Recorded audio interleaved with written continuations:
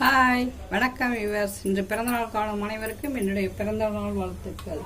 முருங்கைக்கீரை தண்ணிசாறு வைக்க போகிறோம் பாருங்க. முருங்கைக்கீரையை இவ்வளவு ஆஞ்சி அலசி வச்சுருக்கேன்.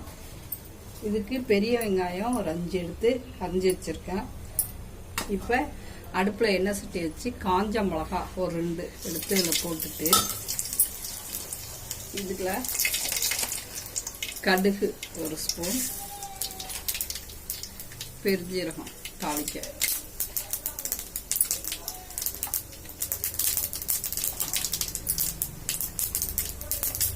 கடுகு வெடிச்சோடனே வெங்காயத்தை போடணும்.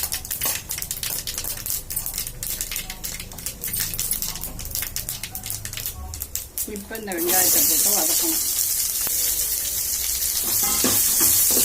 அரிசி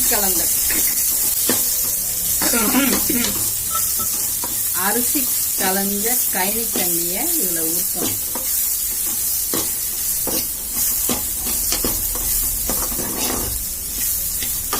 முருங்கைக்கீரை தண்ணி சாறு. ரத்த சோகையா உள்ளவங்க முருங்கைக்கீரை தண்ணி சாறு அவசியம் செய்து சாப்பிடுங்க. குழந்தைங்கள்லேருந்து பெரியவங்கலேருந்து சிறியவங்க வரைக்கும் சாப்பிடுவோம். அவ்வளோ சொல்லிட்டு வாரத்துக்கு 2 வாட்டி இது சாப்பிடுங்க. ரத்தமே இல்லாதவங்க இதை சாப்பிடுங்க. ரத்த சோகை உள்ளவங்க முருங்கைக்கீரையில் அவ்வளோ ஹெல்த்து. நல்லா முடி வளரணும். நல்லா சகப்பாக வதக்கணும். வதக்கிட்டு கைனி தண்ணி எடுக்கணும். நான் இன்னைக்கு கைனி தண்ணி எடுத்து வைக்க மறந்துட்டேன். அதனால சாதாரண தண்ணியை வைக்கிறேன்.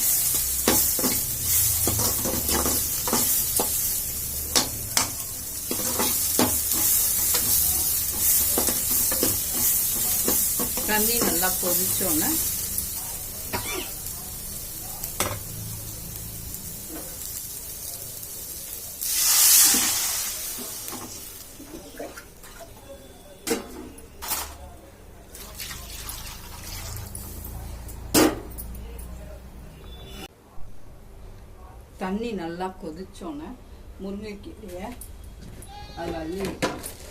இப்போ தேவையான அளவு உப்பு தேவையான அளவு போட்டாச்சு.